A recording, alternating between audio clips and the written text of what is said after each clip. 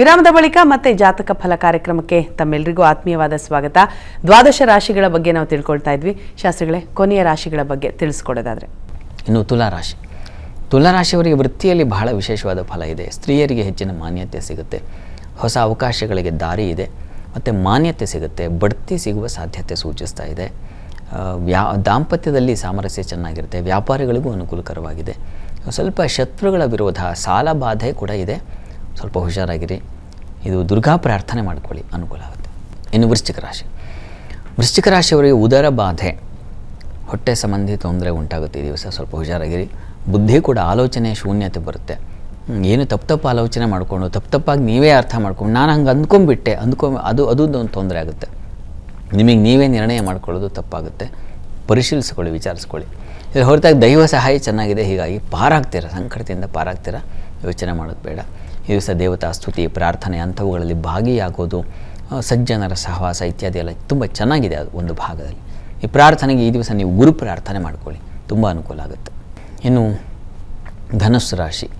ಧನುರಾಶಿಯವರಿಗೆ ಈ ದಿವಸ ವೃತ್ತಿಯಲ್ಲಿ ಬಹಳ ವಿಶೇಷವಾದ ಫಲ ಕಾಣ್ತೀರ. ಬೌದ್ಧಿಕ ಬಲ ಚೆನ್ನಾಗಿರ್ತದೆ. ಸ್ವಲ್ಪ ಪ್ರಯಾಣದಲ್ಲಿ ತೊಂದರೆ ಇದೆ. ನೀರಿನ ಸಮೀಪದಲ್ಲಿರ್ತಕ್ಕಂಥವರು ಜಲಕಂಟಕ ಸೂಚಿಸ್ತಾ ಇದೆ, ಹುಷಾರಾಗಿರಿ. ಕೃಷಿಕರಿಗೆ ಸ್ವಲ್ಪ ತೊಡಕಿದೆ. ಹೃದಯ ಸಂಬಂಧಿ ಇನ್ಫೆಕ್ಷನ್ಸ್ಗಳಾಗೋ ಸಾಧ್ಯತೆ, ಹೃದ್ರೋಗ ಅಂತೀವಲ್ಲ, ಲಂಗ್ಸ್ ಇನ್ಫೆಕ್ಷನ್ ಇತ್ಯಾದಿ ಅಂಥದ್ದೊಂದು ಸಾಧ್ಯತೆ ಕೂಡ ಇದೆ. ಈ ಪ್ರಾರ್ಥನೆಗೆ ದಿವಸ ನಾಗಕವಚ ಕೇಳಿಸ್ಕೊಂಡ್ರೆ ಬಹಳ ಒಳ್ಳೆಯದು. ಇನ್ನು ಮಕರ ರಾಶಿಯವರಿಗೆ ದಿವಸ ಸಂಗಾತಿಯ ಸಹಕಾರ ತುಂಬ ಚೆನ್ನಾಗಿದೆ. ವ್ಯಾಪಾರಗಳಿಗೆ ಅನುಕೂಲಕರವಾಗಿದೆ. ವೃತ್ತಿಯಲ್ಲಿ ಪರಿಶ್ರಮ ಇದೆ, ಹೆಚ್ಚು ಶ್ರಮ ಹಾಕಬೇಕಾಗತ್ತೆ. ಶ್ರಮಕ್ಕೆ ಫಲ ಇರ್ತದೆ, ಆತಂಕ ಮಾಡ್ಕೋಬೇಡಿ. ಜೊತೆಗೆ ದಿವಸ ಕಿವಿ ಸಂಬಂಧಿ ತೊಂದರೆಗಳು, ಸಹೋದರಲ್ಲಿ ಭಿನ್ನಾಭಿಪ್ರಾಯ ಬರೋ ಸಾಧ್ಯತೆ ಇದೆ. ಹಣಕಾಸಿನ ವಿಚಾರದಲ್ಲಿ ಸ್ವಲ್ಪ ಹುಷಾರಾಗಿರಿ. ಪ್ರಾರ್ಥನೆಗೆ ದಿವಸ ಸುಬ್ರಹ್ಮಣ್ಯನ ಪ್ರಾರ್ಥನೆ ಮಾಡ್ಕೊಳ್ಳಿ. ಇನ್ನು ಕುಂಭರಾಶಿಯವರಿಗೆ ದಿವಸ ಮಾತಿನ ತೊಡಕು, ಅವಾಚ್ಯ ಮಾತುಗಳನ್ನು ಆಡ್ಬಿಡ್ತೀರಾ, ಅದು ನಿಮಗೆ ಮುಳುವಾಗುತ್ತೆ. ಮತ್ತು ಬಾಯಿ ಹುಣ್ಣಾಗೋದು, ಮುಖಕ್ಕೆ ಕಲೆ ತೊಡಕು ಉಂಟಾಗ್ತಕ್ಕಂಥ ಸಾಧ್ಯತೆ ಸೂಚಿಸ್ತಾ ಇದೆ. ಹಣಕಾಸು ಇಟ್ಟ ಕಡೆನೇ ಇರೋದಿಲ್ಲ, ಹಾಗಾಗ್ಬಿಡೋ ಸಾಧ್ಯತೆ ಇದೆ. ಗಮನ ಇರಲಿ, ಎಚ್ಚರವಾಗಿರಲಿ. ವಿದ್ಯಾರ್ಥಿಗಳು ಅನಗತ್ಯ ಚರ್ಚೆಗಳಲ್ಲಿ ಭಾಗಿಯಾಗಿ ಕೆಟ್ಟ ಹೆಸರು ತಗೊಳ್ತೀರಾ ಈ ದಿವಸ, ಅಂತೂ ಸ್ವಲ್ಪ ತೊಡಕಿದೆ. ಈ ದಿವಸ ನೀವು ಕೂಡ ಸುಬ್ರಹ್ಮಣ್ಯ ಸನ್ನಿಧಾನದಲ್ಲಿ ಒಂದು ಪಂಚಾಮೃತ ಸೇವೆ ಮಾಡಿಸಿ ತೀರ್ಥ ತಗೊಳ್ಳೋದು ತುಂಬ ಒಳ್ಳೆಯದು. ಉಳಿದ ಹಾಗೆ ಶತ್ರುಗಳನ್ನು ಜಯಿಸುವ ಶಕ್ತಿ ಇದೆ, ಆತಂಕ ಬೇಡ. ಇನ್ನು ಮೀನರಾಶಿಯವರಿಗೆ ಕಣ್ಣಿನ ಬಾಧೆ ಸೂಚಿಸ್ತಾ ಇದೆ, ಹುಷಾರಾಗಿರಿ. ಮತ್ತು ಚರ್ಮ ಅಲರ್ಜಿ ಆಗೋ ಸಾಧ್ಯತೆ ಇದೆ, ಹೀಗಾಗಿ ಆರೋಗ್ಯದ ಕಡೆ ಗಮನ ತೆಗೆದುಕೊಳ್ಳಿ. ನೀವು ಕೂಡ ನಾಗ ಕವಚ ಕೇಳಿಸ್ಕೊಳ್ಬೇಕು. ಅದರ ಹೊರತಾಗಿ ಮಕ್ಕಳಿಂದ ತುಂಬ ಚೆನ್ನಾಗಿದೆ, ಒಳ್ಳೆಯ ಫಲ. ಮಕ್ಕಳ ವಿಚಾರದಲ್ಲಿ ಒಂದು ಗೌರವ ಬರ್ತದೆ, ಅನುಕೂಲ ಇದೆ.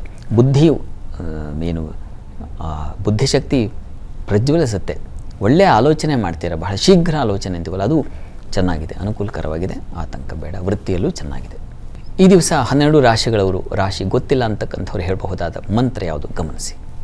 ಓಂ ವಶಿನೇ ನಮಃ, ಈ ಮಂತ್ರವನ್ನು ಹೇಳ್ಕೊಳ್ಳಿ, ಅನುಕೂಲ ಆಗುತ್ತೆ. ಸರಿ ಶಾಸ್ತ್ರಿಗಳೇ, ಸಾಕಷ್ಟು ವಿಚಾರವನ್ನು ಇವತ್ತಿನ ಸಂಚಿಕೆಯಲ್ಲಿ ತಿಳಿಸ್ಕೊಟ್ಟಿದ್ದೀರಿ, ತುಂಬ ಧನ್ಯವಾದಗಳು.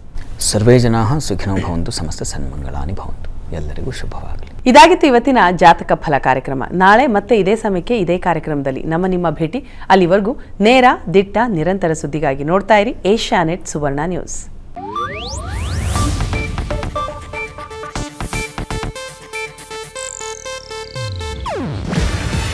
ಇದು ಏಷ್ಯಾನೆಟ್ ನ್ಯೂಸ್ ನೆಟ್ವರ್ಕ್ ಪ್ರಸ್ತುತಿ. ನೀವು ನೋಡ್ತಿದ್ದೀರಾ ಏಷ್ಯಾನೆಟ್ ಸುವರ್ಣ ನ್ಯೂಸ್.